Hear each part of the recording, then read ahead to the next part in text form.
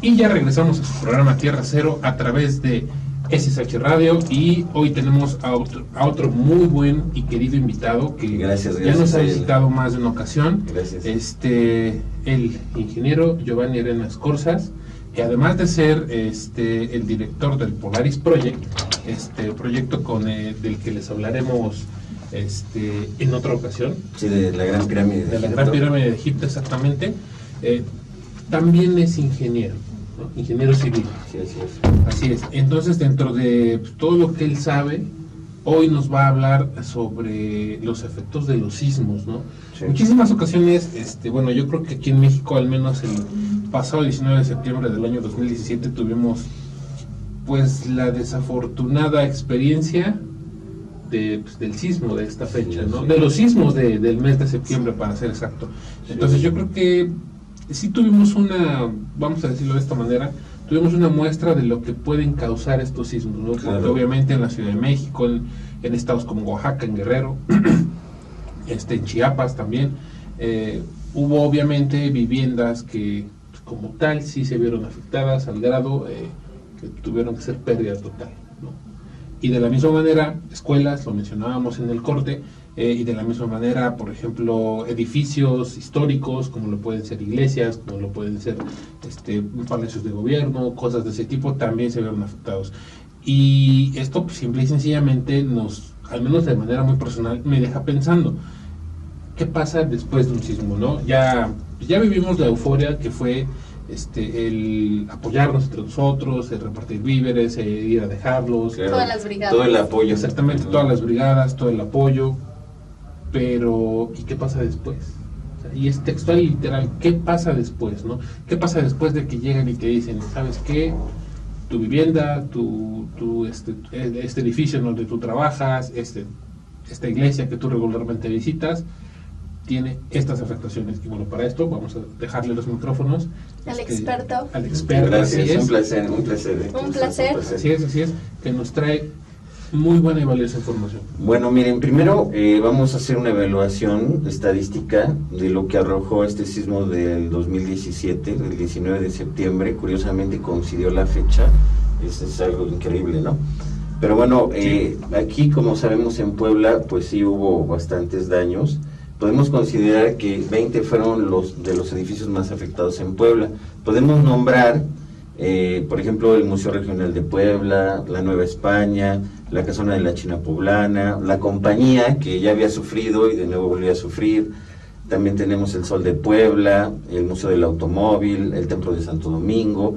Y también, por ejemplo, a mí me tocó reparar, y ahí intervine en ingeniería reparando casas en el fraccionamiento de San Francisco, okay, donde está la iglesia de San Francisco enfrente, el fraccionamiento antiguo, donde está el Parque del Amor. Ahí me tocó, que ahorita más adelante les voy a platicar cómo reparamos esas estructuras, ¿no? Si ahorita quiero dar la estadística y luego nos metemos a la parte técnica. Okay. Entonces, el ayuntamiento confirmó que habían 9 muertos en esa época y 667 inmuebles dañados, 667 dañados. Un número considerable. Sí, pues sí, bueno, es relativo, porque acuérdense que se tiene que sacar una estadística sobre el volumen de casas a lo que es a lo de Puebla respecto a este número, porque eso mismo se hizo cuando el sismo del 19 de septiembre del 82, me parece, del 85 en el Distrito Federal, ¿no? Entonces también se sacó esa estadística, y voy a mostrar un libro que para mí es como la Biblia de la sismología. Este libro es experiencias derivadas de los sismos de septiembre de 1985 del DF, ¿no? Esto lo escribió Fundación ICA, y aquí se ve claramente cómo se comportan las estructuras. Y bueno, ahorita vamos a hacer una evaluación de todo esto. Ahora vamos a dar otro dato que nos da el INA. El INA registra 465 inmuebles dañados, ¿no? Que son realmente los que tienen cierto valor histórico, ¿no? Y ¿cuáles fueron los estados que se dañaron más? Hablamos de México, Chiapas, Estado de México, Hidalgo, Morelos, Guerrero, Oaxaca, Puebla, Tlaxcala, que mencionabas la iglesia, ¿no? Sí, que todavía sí, no sí, la reparan. Y también tenemos Tabasco y Veracruz. Entonces, en todo este asunto, Atlisco también quedó muy dañado, la parroquia de Santa María de la Natividad, Nuestra Señora de la Merced. Y bueno, ahora vamos a dar un dato pues más nacional. Estamos hablando de 17 autopistas y carreteras federales dañadas, 52 puentes dañados, 112 caminos rurales dañados. Y ahora nos vamos a trasladar al DF para que yo les muestre la estadística. En el DF hablamos de 5.974 estructuras dañadas, daño parcial 3.623, y hablamos de daño total, ahora sí eso muy grave, mucho daño, hablemos de 2.351. Entonces, lo que podemos ver es que realmente este edificio nos pegó muy duro, nos dañó. Estadísticamente se considera relativo porque, hablando en ingeniería, hubo un buen comportamiento porque pues pudieron pasar cosas mucho más graves. Se pudo haber caído la Latino, el World Trade Center, cosas más graves, ¿no? Pero dentro de lo que cabe, se puede decir que pues resistimos, ¿no? Y pues ahora les voy a dar la parte triste de toda la nación. Estamos hablando de 369 víctimas. Así bajita la mano, imagínate. Les voy a decir el dato: 228 en Ciudad de México, 45 en Puebla, 1 en Oaxaca, 74 en Morelos, 6 en Guerrero y 15 en el Estado de México. Entonces, bajo esta perspectiva, ¿qué sucede? Pues se suscita la solicitación sísmica, que así se llama en ingeniería sísmica, y pues lo más sentido pues fueron los templos. ¿Por qué? Porque los templos tienen unas masas muy grandes que producen grandes aceleraciones, y aparte tienen una gran rigidez. La rigidez hace que se comporten no flexiblemente y hace que se truenen como si fueran cascarones, y eso lo vimos en las cúpulas. Sí, así es. Entonces, eso fue, y aparte también edificios antiguos como el que les voy a platicar. A mí me tocó, me hablaron una familia que estaba desesperada ahí en el fraccionamiento San Francisco, porque en verdad la casa parecía un huevo, en verdad, todo tronadísimo. Yo entré con mi gente y la misma gente se espantaba y decía, no, ingeniero, vamos a salir porque esto se va a caer. Y yo dije, no, nosotros lo vamos a reparar. Entonces fue una labor muy interesante porque lo que viene siendo la sala tenía unos cortantes. Cortantes quieren decir que son unas fisuras que se generan haciendo una X de lado a lado en los muros. Esos son los cortantes. Entonces ahí lo que hicimos fue poner unos arriostramientos, que son unas estructuras en forma de X, y toda la casa la reparamos. Inclusive llevan arquitectos y se espantaban, esto está horrible, ¿no? Yo no lo hago. Es que miren, les voy a decir algo. En verdad, esto es para expertos, no es para novatos, porque cuando vinieron esas cosas a mí me tocó también ver gente que no tenía criterio, llegaban y veían la estructura y lo vi ahí en el mismo fraccionamiento y decían, a tirar, vamos a demoler, demolición. Entonces, no todo es demolición. Era más fácil, ¿no? Para ellos. Es que tienes que saber en verdad de ingeniería, porque igual tú puedes decir, bueno, está dañado arriba, reparo abajo, o lo inverso, o sea, pero tienes que ser en verdad un buen ingeniero. Ahí no es para novatos. O sea, tienes que hacer una evaluación verdadera. No llegar y decir, no, ¿sabe qué, señora? No, pues todo está dañado, mejor tírelo y hágalo nuevo, porque hubo gente sin criterio que llegaron y dieron ese tipo de diagnóstico y dijeron, pues así le hacemos, ¿no? Entonces, pues yo les platico que pueden ver la casa, quedó muy bien, inclusive le metimos acero para reforzar, le metimos algunas traves, pero sí quedó igual, quedó muy bien la casa, muy bien reforzada. Entonces fue un reto, ¿no? Pues sí, la verdad quedó sobre todo reforzada, porque en ese fraccionamiento esas casas ni castillos tienen. Entonces nosotros tuvimos que darlo, porque son casas de la época de la guerra, de 1950, 40, es de lo primero, entonces muy antiguo, ¿no? Pero bueno, ahora vamos a ver qué es lo que se hizo. Pues lo que se hizo es que el gobierno muy lentamente se pusieron a reparar, pero muy lento, una estructura, otra. Pues, como ahorita iglesias. De hecho que hubieron protestas en Ciudad de México, por lo mismo que los campesinos se quejaban porque el gobierno después de 2 años pues no les ha resuelto, ¿no? No se ha visto resolución para sus viviendas.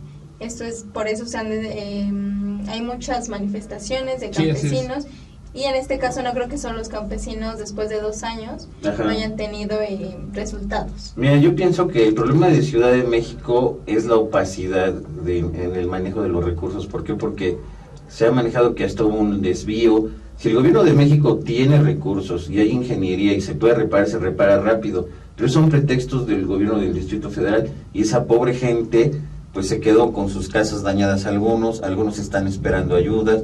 Pero sí, en el DF fue muy grave todo eso. Sí, así es. Estamos hablando de 5,000 viviendas dañadas en el DF. Así es, y bueno, yo quiero comentar lo siguiente, ¿no? Ahora sí que el terreno que nos vamos a empezar a meter es, como lo comentaba al principio, ya pasó el sismo, ya se dio todo lo que se tuvo que dar, pero ahora, ¿qué pasa a largo plazo? Bueno, eso lo vamos a platicar. Mira, después del sismo, lo que se pasó es a la reparación.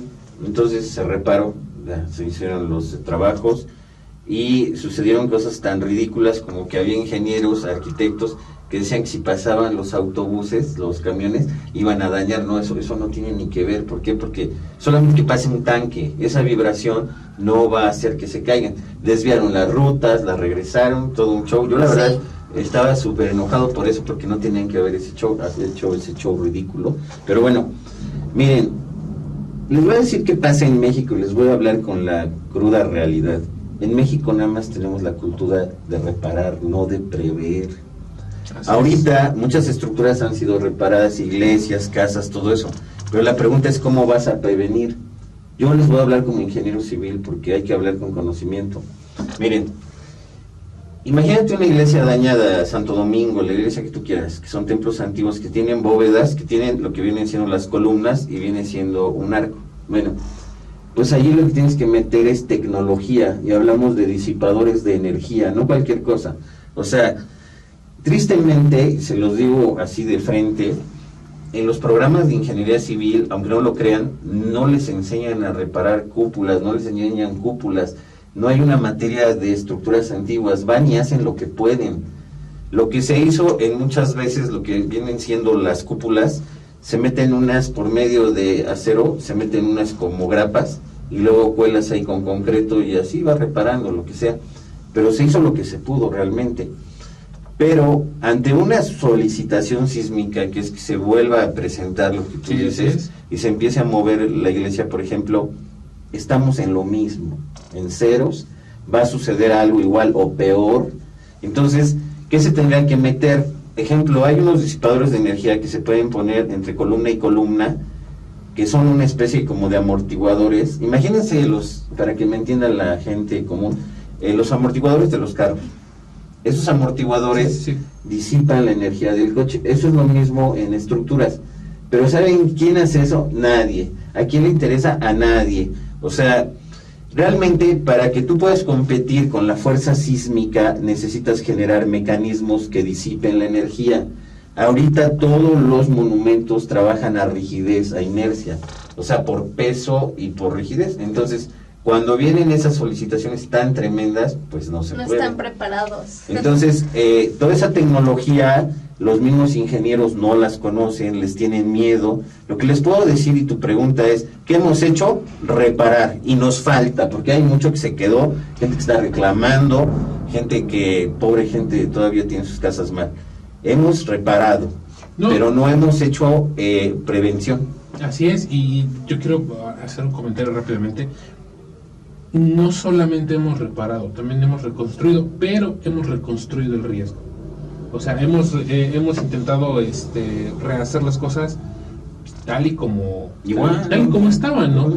Y no pensamos en ese momento. Es comprensible hasta cierto punto, ¿no? El decir, ¿sabes qué? Se dañó mi casa y necesito que se repare para yo poder seguir viviendo, poder regresar al modo de vida que yo tenía antes del sismo, porque las razones que ustedes quieran.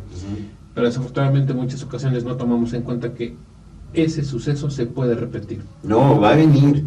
Mira, inclusive, pues lo dicen las profecías y lo dicen muchas 32 cosas. 32 años después algo. próximamente, ¿no? Como es el 85, el mismo día, 32 años después, a ver qué nos espera en otros 32 años. Es que es crítico, septiembre es crítico porque en verdad da miedo. ¿Cómo ese mismo día es como si Dios dijera, miren, ahí les va? y pues también hay cosas espirituales que uno ahorita no les quiero tocar, pero lo que sí les puedo decir es que no estamos preparados. Si viene un sismo va a pasar igual o peor. Entonces yo invitaría a los ingenieros a que promovieran más lo que viene siendo los disipadores de energía, toda esa cultura de ingeniería que pocos lo conocen. Mira, hay muchas facultades explorar esas tecnologías, ¿no? Explorarlas y llevarlas a la práctica, porque tienen miedo de utilizarlas, no las utilizan, nada más repararon prácticamente. Sí, así es. Y que a lo mejor, por ejemplo, en su universidad son cosas que no lo tocan, ¿no? Creo que a veces estas últimas generaciones como que no nos preparamos, no somos tan competitivos, y creo que como tú estabas tocando, ¿no? Son cosas que ellos tienen miedo, entonces si no lo ven en su universidad, que exploren, porque son cosas que no solo se quedan para ellos, sino para compartir, que son para prevención, que son para básicamente sobrevivir. ¿Ya? Miren, les voy a hablar así de una manera sencilla. Una estructura es una serie de marcos rígidos, así imaginen las columnas y lo que vienen siendo los niveles, ¿no?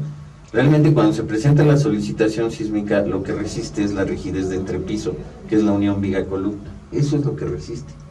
Entonces, cuando eso se presenta y fallan la viga-columna... Falla pues, eso, falla todo, ¿no? Pues empieza a fallar todo.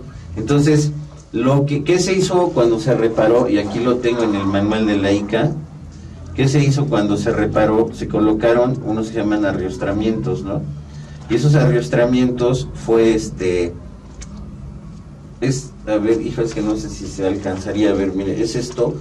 Estos son los niveles y se forman unas como X. Ajá, exactamente. Que tú formas una como si hubiera una armadura, en ingeniería se llama armadura.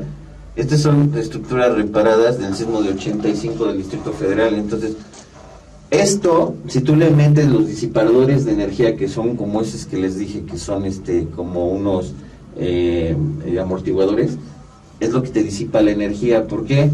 Lo que necesitas es moverte con el sismo, porque con un sismo no pueden. Miren, les voy a decir algo más crítico. Cuando estaba estudiando ingeniería civil, ahí hacíamos pruebas de resistencia de materiales, y ustedes poníamos una varilla y la pones, y hay una máquina que la empieza a tensar así con una fuerza increíble. No puede contra eso. No, espérame, la empieza a tensar, pero llega un momento que el acero, ¿qué creen que pasa? Fluye, es como un chocolate que fluye más o menos a los 4.200 kilogramos por centímetro. Sí, ninguna material es completamente entonces rígido, es que el sismo es de respeto, es una fuerza pero que nada puede controlar ella. Por eso en las estructuras de altísima ingeniería que tienen los Estados Unidos, que tienen China, Japón, gente que sí se ha metido, hablamos de disipadores de energía por nivel, hablamos de mecanismos. Una latinoamericana tiene un mecanismo que se mueve y abajo se puede equilibrar. Entonces realmente no tenemos esa cultura, no se gasta en eso. Entonces pues tristemente volvemos a lo mismo. ¿Qué hicimos después del sismo? Reparar lo que se pudo, porque todavía falta mucho. Así es. Y pues prevención cero. O sea, y la gente pues eso no lo conoce tampoco. Así es. ¿Qué, por ejemplo, ya nos comentabas, ¿no? ¿Qué les aconsejabas a los ingenieros, estas personas que están como en el área? Y para las personas, por ejemplo, como prevención, que pues sí, habitantes normales, personas normales, que nosotros no tenemos pleno conocimiento, ¿a nosotros qué nos podrías aconsejar? Nosotros que cuando tiemble, nada de que se pongan que debajo de la puerta y de que debajo del escritorio, no, sálganse y fíjense de todo que se les pueda caer, pero lo más seguro es salir, si se los digo con conocimiento de causa. O sea, no jueguen a que esto va a resistir, no, porque en verdad la gente no sabe en verdad cómo se va a poner eso, y lo mejor es salir del lugar, claro, en orden, sin provocar accidentes. O sea, no te pongas en bardas que te vayan a caer, pero lo mejor es retirarse, porque la gente no conoce los disipadores de energía, ni los va a comprar, ni va a decir, oye, Vani, dame unos disipadores, los vamos a poner, ¿no? Sí. Entonces, esa tecnología existe, es un poco es cara, pero si se empieza a poner, pues se pone la cultura, pero lo que se ha hecho es reparar, más no prevenir. Sí, y eso, por ejemplo, a lo mejor de los sismos lo vemos como muy lejano, ¿no? No, cercano, porque sigue temblando. Sí. De hecho, se han estado registrando ahorita en Guerrero, en Oaxaca, en Ciudad de México, pequeños sismos, ¿no? Que a lo mejor luego no los sentimos, pero en una de esas... Miren, les digo algo que siento, ya lo vengo pensando. Estas entrevistas son como para prevenir a la gente de lo que vendrá, porque yo pienso que viene algo más fuerte. Pues que Dios nos ampare. Nada más la oración es lo que para los sismos, porque lo demás está muy canijo. Sí. Es una fuerza bárbara, o sea, en verdad. Y luego el suelo de Ciudad de México, que está lleno de arcilla, refleja las ondas. Y se pueden producir, mira, las ondas sísmicas se clasifican en S, P, las Rayleigh, las Love que son así, las Rayleigh, son distintas formas, pero tú te puedes encontrar que una onda venga así y otra venga en dirección contraria y hace girar la estructura y la tira. Por ejemplo, son cosas increíbles. Así como lo que comentas, pues se puede ver reflejado, por ejemplo, en las calles del centro que veíamos así, como en V, por ejemplo. ¿De eso es a lo que te refieres? Bueno, yo me refiero a que se puede producir un fenómeno de giro y volteo total del edificio, porque a lo mejor las ondas, la gente piensa que nada más son así, pero si la estructura, vean mis manos, la estructura va para un lado del sismo y va para otro, y se encuentra aquí, el edificio lo hace girar, eso lo vimos en DF, lo hace rotar y lo acuesta. Y aparte se produce un gran error que es el golpeteo entre edificios, porque por regla deberían estar más separados, pero todos están pegados. O sea, en verdad estamos, no sé, si un egipcio viniera o una persona, bueno, no sé, alguien que supiera mucho de estructuras, en verdad, todo lo que estamos haciendo está mal, porque son casa con casa, esta casa se lastima, está junto, le pega a la otra, edificio con edificio, de ariete, o sea, le sirve de contrafuerte ahí para resistir, pero transmites la energía. Y eso, mira, yo escribí un libro porque mi prima falleció en el sismo de 1985. Ella estaba en la Ibero, en la escuela, y la maestra empezó, no, quietecitos, no pasa nada. Y se salvaron las que quedaron colgadas de la escalera, y mi prima murió porque le cayó una traba y le pegó en la cabeza. Y se murió la maestra y más de 40 alumnos, y las que se quedaron afuera colgadas se salvaron. Sí, eso me inspiró todavía para hacer ese libro, más todo el conocimiento de ingeniería sísmica. Pero esto va más allá de los métodos de calcular. Hay métodos que se llaman Estodola Vianello, métodos del elemento finito, que te van a hacer una bola de números como loco, y ya después ya dices, bueno, pues ya, y la verdad es que no sabes ni cómo funciona. Lo que hacen es, cuando viene un sismo, elevan las traves, los hacen más rígidos, según más grandes las secciones, pero eso no sirve. Lo que tenemos que cambiar es la cultura de pasar a edificios rígidos a mecanismos. Empezar con la tecnología, pero México no lo tiene. Así es. México no está preparado todavía. No tiene la cultura ni las facultades. Es más, los arquitectos, ellos tienen... Es que muchas veces piensan que un arquitecto y un ingeniero son lo mismo. Ellos tienen unas labores diferentes, porque ellos tienen la capacidad más o menos de un edificio de 5 o 6 niveles. Pero ya entrar a la ingeniería sísmica es otra cosa. Por ejemplo, vean los edificios más altos que están en este país que es muy elegante, muy carísimo, Dubái. Ahí hay un edificio enorme de 800 metros casi de altura, enorme. Entonces ahí se requieren pues una gran ingeniería. ¿Cómo bajar de 800 metros? Son varios elevadores. No, así es, y por ejemplo lo que estamos comentando en este momento, yo creo que nos lleva simple y sencillamente a un punto en común, ¿no? Y es, de entrada, empezar a tratar de tener una mejor cultura, de fomentar una mejor cultura de educación, de prevención para con la gente, porque yo creo que lo hemos mencionado más de una vez, ¿no? O sea, he escuchado más de una vez. Si el conocimiento no se comparte, pues obviamente no tiene sentido que exista, ¿no? Y también otra cosa muy importante me parece es que también nosotros como individuos, como personas, como integrantes de la sociedad debemos ser responsables.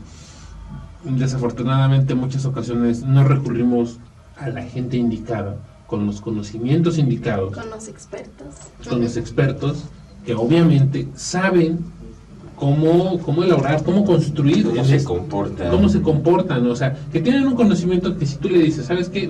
Voy a hacer mi casa, necesito que me ayudes en el diseño. Que sabe el antes, durante y el después. Exactamente. ¿no? Porque obviamente el hacer algo con los conocimientos adecuados te va a ayudar a evitar incidentes y accidentes, ¿no? Por ejemplo, así de fácil, un ejemplo de volada. Se oye muy fácil decir, sí, yo pongo la luz, ¿no? O sea, y de repente cuando menos sientes, ya súbele el switch, y clac, ¡pac! Corto, ¿no? O por ahí no aíslas algo bien, y ya te electrocutaste por ahí, ¿no? Pero ¿qué pasa cuando lo hace una persona que conoce, que sabe manejar, en este caso, la electricidad, que sabe cómo funciona, que sabe qué tiene que hacer? Pues obviamente te vas a evitar todos estos problemas y vas a evitar llamarle, oye, ¿qué onda? ¿No lo hiciste bien? Ven a arreglarlo, ¿no? Y van con lo mismo. Si recurrimos a la gente con los conocimientos adecuados, si empezamos a desarrollar una mejor cultura de prevención, si sobre todo también nos informamos, que me parece que ese es un punto clave dentro de todo esto, porque la información es poder, tan fácil y sencillo como se oye. Pero pues muchísimas gracias por habernos acompañado. Es un placer. Si tienes alguna red social en el yo estoy en Polaris Project, porque realmente mi especialidad es la arqueoastronomía y mi especialidad es la Gran Pirámide de Egipto. Entonces me encuentran en Polaris Project.